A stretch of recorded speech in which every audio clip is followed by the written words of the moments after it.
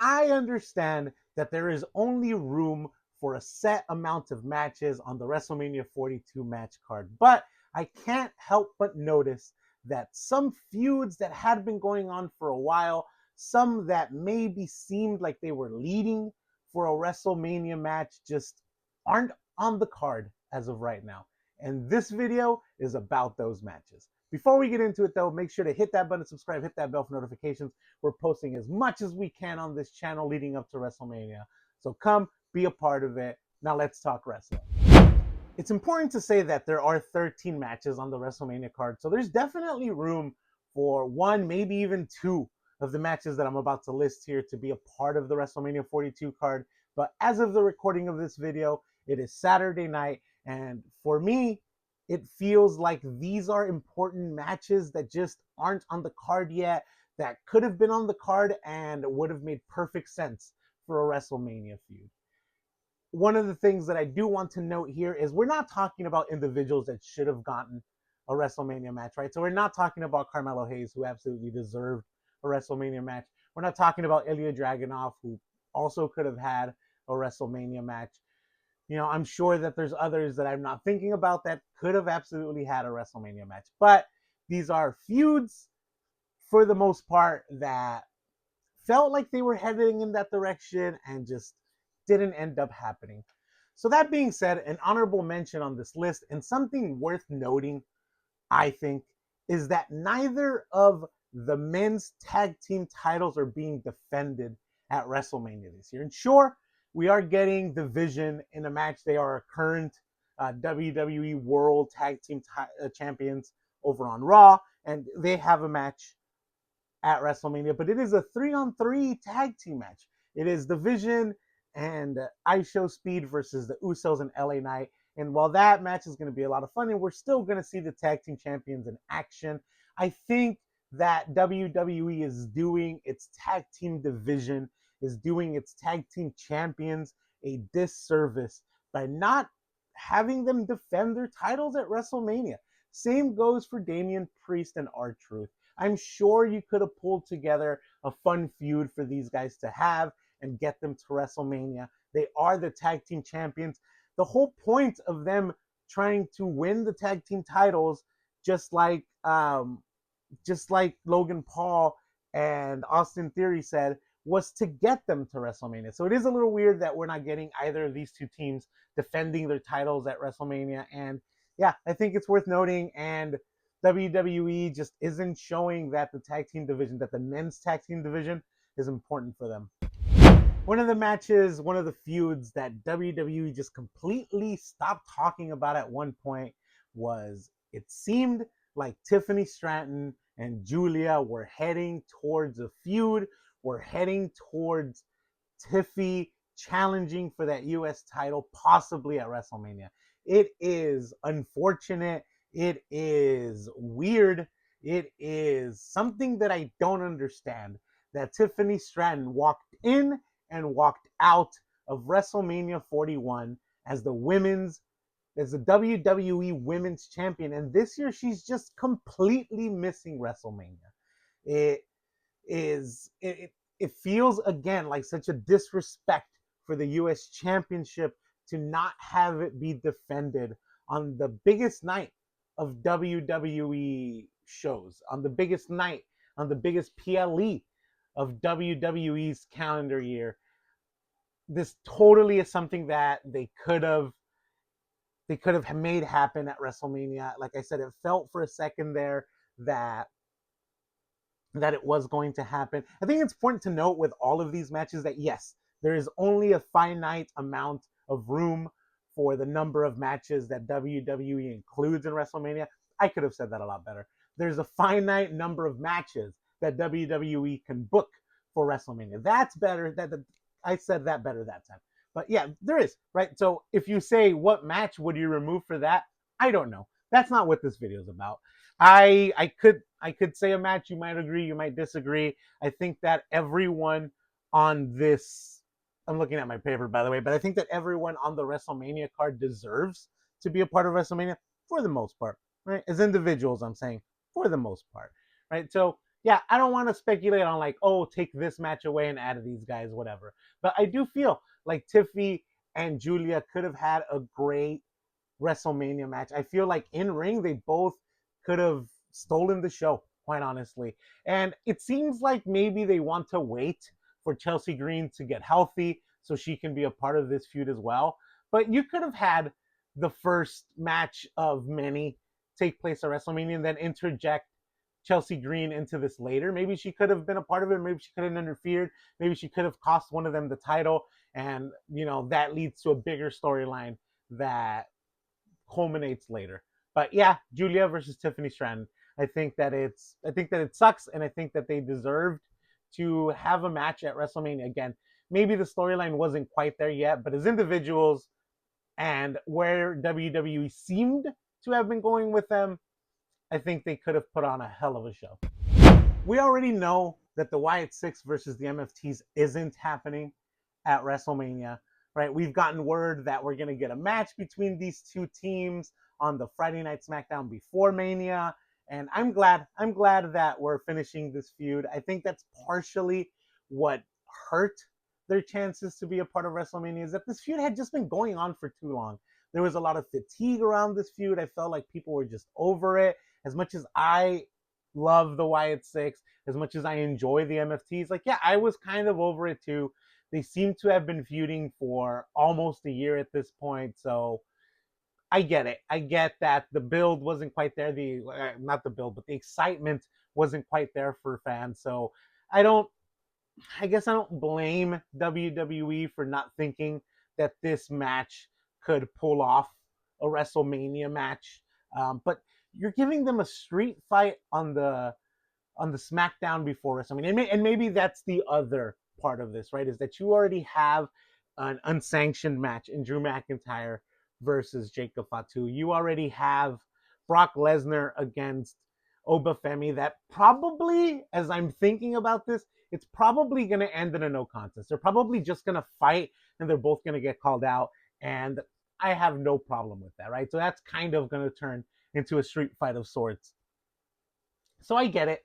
I get that you didn't want to saturate your WrestleMania card with a bunch of street fights, with a bunch of just multi people matches. Does that make sense? I don't know. There's also that women's tag team fatal four way, which you're already throwing a bunch of people in the ring. So you kind of want to give variety, and I totally get it. But again, this feud has been going on for a while, and I felt like the reason it was going on for so long was because WWE wanted to end this at WrestleMania. But it turns out that that's not the case. It turns out that they've been letting it go on for this long because they didn't know what else to do. So this feud will end, I'm assuming, the Friday before WrestleMania.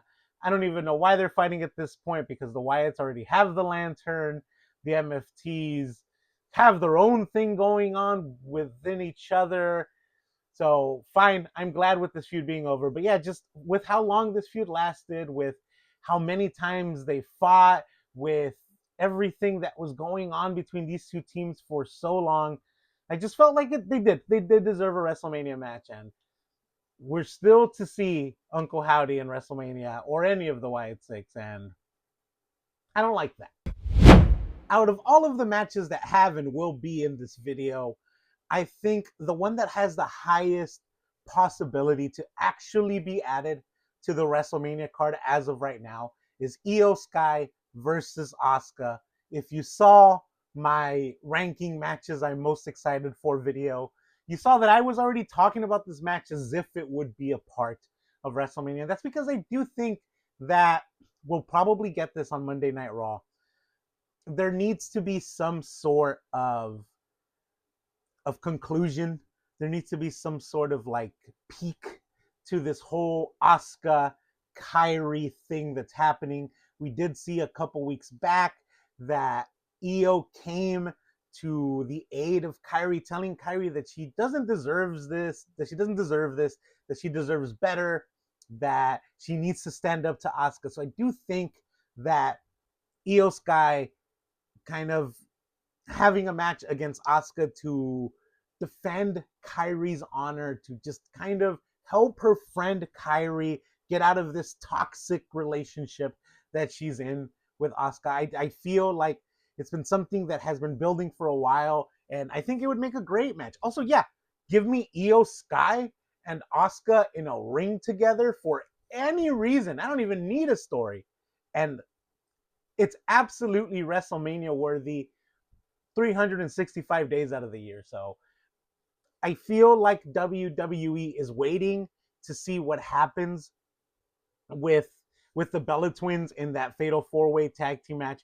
We got word that like one of them was injured and was rehabbing the injury, so maybe they'll be back for that match, but maybe they won't. And I feel like if they're not, we're going to find a way to inject the Kabuki Warriors into this. We're gonna find a way to have Asuka and Kairi take their place in this match, and we'll have them be a part of that rather than having that match between Asuka and Io Sky for custody of Kairi Sane. I don't know, but I feel like either way, we will get Asuka and Io and Kairi as a part of WrestleMania, whether Io's a part of her own match or she gets involved to help Rhea Ripley in her match is yet to be seen.